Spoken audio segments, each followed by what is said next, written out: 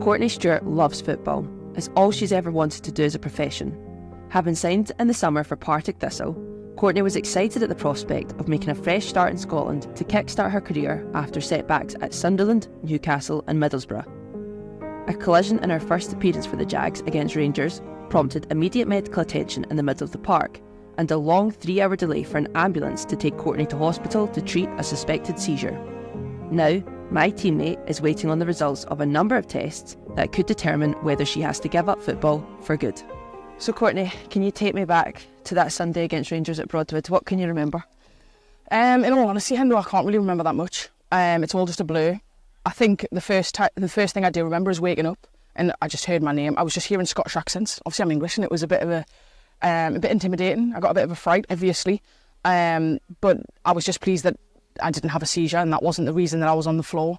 I remember as I was coming round seeing Laura Rafferty walking past and I looked at her and like we made eye contact a little bit and you could see the fear in her eyes, so I was obviously like, that gave me more of a fright. But other than that, I don't really remember much. Nothing at all. Just grateful that I didn't have a seizure from it and yeah, that everything's okay other than that. Just got to wait for more results. Sadly, Courtney's short and promising career has been blighted by a history of health setbacks. But after some time out of the game, Courtney received medical clearance from her doctor to allow her the opportunity to sign for Partick Thistle. The future looked bright until that fateful day in August.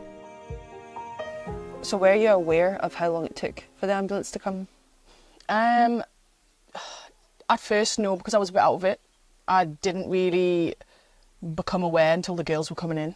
And I was like, wow, we've played a full game and I literally went off in like 8 minutes. So I became frustrated. I was just because I was in an uncomfortable position. Obviously, I was on like that stretcher and there was a plastic board and anything. It's just not comfortable. And I just hit my head really severely. So like, I was more frustrated than normal anyways. But when Brian came in and like made a fuss as well, like he was raging that I was still there. So yeah, that just heightened the frustration. Well, on that, I was going to ask, what did you make of Brian's comments about how it wouldn't happen in the men's game? To be honest, I agreed. I massively agreed because I just think like in any team, like any game that we play in this season or any game that goes forward in our league, there should be an ambulance, whether we like it or not. Not just for us. There's fans that come and watch. Like there's people in the stands. There's kids. Things could happen, and I think especially because it was Rangers as well, I thought that would have been a priority. Because they're one of the big clubs, and not even just that. I do believe that it needs to be even in the lower leagues. But yeah. There's ambulances at his games and they're not in the Scottish Premier League. Fairhill men aren't, so yeah. I'd totally agree with him. I really do, and I know a lot of people have said that the sexist comment, like it doesn't have to be brought up, but I do believe it. I agree with it massively. And in the time, in the moment, did you think that it was life-threatening because of your past? I think the people around us probably did because of like the severity of the seizures I've had in the past. No, I don't think so. I think I've been through too much in the past to have that in my head, so no, I didn't think. Obviously, we've already spoken about Alana and the Rangers physios. Did you think there was enough assistance at the game? Yeah, I do. Obviously, Rangers have got a doctor. That's the reason that, in all honesty, the ambulance took so long. So the doctor was on the phone, and as soon as you tell the ambulance service that there's a doctor in hand, like you're not priority anymore. Because as soon as the doctor is told, they're told that there's a doctor there, they can do everything that needs to be done if you're in a hospital. So I wasn't priority, which is fair enough, but in the position I was in and how severe the head injury was, I do think I should have been further up the priority list for them.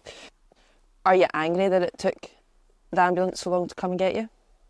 To be honest, Hendo, I don't really stay angry with things like that. It's just too draining. I can't really be bothered. It's one of those things. I think if it was potentially you or one of my teammates, I would have been more angry, but with me, I'm just not really, I'm bothered. It's just one of those things. At the time, as you said, as the teammates were coming in, seeing you in the room, yeah, you were stuck in a position, we couldn't actually touch you because we couldn't move you. Yeah. And I suppose what is so winning is for your friends and for your family, them looking in, that must have been hard for them as well. Yeah, I mean, I'm not going to lie to you, my mum obviously like immediately when she was in the stands, she panicked because she seen my foot twitch. Potentially I did have a little one because of the like severity of the injury, but my mum straight away was calm because she knew that it wasn't a seizure. She's seen us in such a worse position than that before, so like a life-threatening position, so she was calm. To be honest, she wasn't really in the room that much. She was on the phone to people at home because obviously it was broadcasted on BBC, and as much as that part wasn't seen, they were talking about it. The commentators were talking about it. So there was a lot of people at home asking if I was all right. So she was mainly on the phone telling everyone that I was okay, and that I was going to be going to hospital, and then everything would be all right. So obviously we know a wee bit about your past, but would you take us back? Because as your teammate, I know I was buzzing for you. It was your first game in so long against Rangers. Can you take us back and tell us about sort of the lead up to that point? So it's pretty hefty. It's a pretty long story, I'm not going to lie. So when I signed for Sunderland, I went into the first team. My first start for Sunderland, I collapsed on the pitch. It was like the 43rd minute into the game, and I was waiting in that game for 45 minutes for an ambulance, so that wasn't ideal. And then from that point, I was collapsing continuously at Sunderland, so I ended up being medically discharged from Sunderland. It was a mutual agreement, and I just knew that they couldn't give me anything more. I've had heart operations. I was under loads of brain scans, heart scans, everything that they possibly could do, and they just got to a point where I needed to find out what was wrong, so I had to take a step back from football. So I left Sunderland after a couple of seasons in the first team, and I think I took 6 months out. And after all those tests and how severe the tests were, because I had 4 heart operations. Like, I was opened up 4 times just to put a monitor in, which didn't work the first time down the side of my chest, so they had to put one down the front. And I then signed for Newcastle after finding out it was sodium deficiency for all that time. So I went to Newcastle. I continued to collapse. I wasn't even collapsing when I was playing. It was just at home. And then it stopped. The sodium tablets worked and they started kicking in, so that stopped altogether. And then signed for Newcastle, and we played Sunderland, Middlesbrough, sorry, too many teams, and we played Newcastle last season, and it was on the 21st of February. It was my granddad's birthday, and I had a lot of friends there and family. There was about 6,500 fans at the game. I went in for a header at half time, and like on the stroke of half time, and I've won the ball, and she's headbutted the back of my head, but as I've gone down, she's kneed us in the back of the head as well. So I've went into the change room like totally out of it at half time, and I don't remember anything from that point. This is me telling you from my teammate's point of view. I've had a massive seizure, so the seizure was 58 minutes long. Now, I don't know if you know much about seizures, but they're only meant to last about 3 minutes. So the doctor really called it a miracle, because like people don't survive that long. I was then in the hospital for about 6 days, and the first thing I said when I came round, stupidly, my mum's nearly just lost her daughter, but I was like, I'm not going to be able to play football again. And that was the first thought, because it's my passion. It's what I love the most in the world. So I was devastated, in all honesty. So I was in hospital for about 6 days, and the RVI, which is a major hospital, it's a major trauma hospital in Newcastle, and I came out and they'd said you'll not have another one. It was just off the collision with your head, like it's nothing to worry about. So I'd left Middlesbrough, I came on trial here with you guys, which I was buzzing for, I was really excited for, just a new start, a fresh place, like a new country really. So and then I can't even remember how long it was, probably about half an hour into the session, maybe 45 minutes into the session, I remember looking up and the sun was blinding, and fell to the floor and had another one, and that one again was pretty severe. It lasted about 30-40 minutes, so again another miracle. I shouldn't have even survived that one. So I ended up taking some time out. The doctors told us to retire, just because I'd basically put it on the table that if I play football, am I going to die? Like it was that major, because they were worrying that it was the heading the ball. I am competitive when I head the ball, and they were worried that it was because of that. And there's been stories in the past that people have had like brain tumours and stuff from heading the ball. So 2 days before my 23rd birthday, I gave my neurologist a call, and I was like, do I take a step away from football? And he was like, I think it's in your best interest to do so. So obviously I was devastated. It was like a semi-retirement. I never told anybody, so I didn't even tell my parents that I'd been told that for a couple of months, just because it's hard to accept. At such a young age, that's all I've ever wanted, and it's all I've ever done. I've played since I was 3, so that's 20 years of playing, and I didn't want to accept it. So I ended up telling my parents in, about December time, and ended up coming out and telling everyone in January, because everyone was asking. That's all that everyone knows us for, really, is football. So I told everyone in January that I was retiring, like fully focused on coaching, which I was loving. I was at uni at the time, and then I had another seizure in March. And obviously I wasn't playing, so the first thing I did as I woke up, I was like, was I playing football? And they were like, no, you were coaching. I'd always said last year that it was lights that affected it. So obviously there's different triggers to seizures, and I'd always said it was lights. So the game against Newcastle, there was really bright headlights like all around the stadium. And as I stood up from the head collision, I'd looked at the lights immediately, and they just changed the focus of my eyes. And in the trial at Thistle, it was the sun. And I'd said that the whole time, and they just didn't believe you. And I think you know your own body. Doctors tend, especially in the NHS, and I'm not slating the place because a lot of my family work for them, but they tend to just push you to the side if it's not like a brain tumour. And they're not bothered if you're an athlete and you need to be like priority, because you need to be back quick. It's not one of them where you can wait and wait and wait. So yeah, I had another one in March, and that one wasn't as bad, but it was like 27 minutes long, so it still wasn't great. And then I rang my neurologist the next day, and I'd said to him, like, I need a letter. I need a letter to say that I'm okay to play. And ended up coming up here to watch us in a couple of games and spoke to Brian, and he was really keen to get us in. So, yeah, now I'm a gogglehead. No, that's not sticking. That's not sticking. So, in the back of their mind, in your back of your mind, is there a fear that they could happen again, the seizures? No.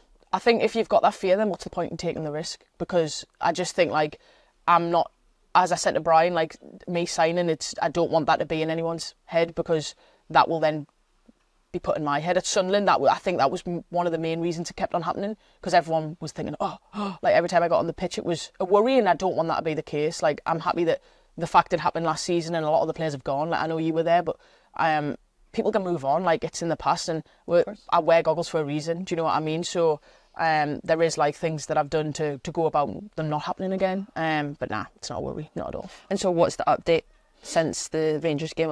I know there's not really been much news. So I got sent home that night. They were like, oh yeah, your CT's clear, like, everything's fine. And then I woke up the next morning and I knew something wasn't right.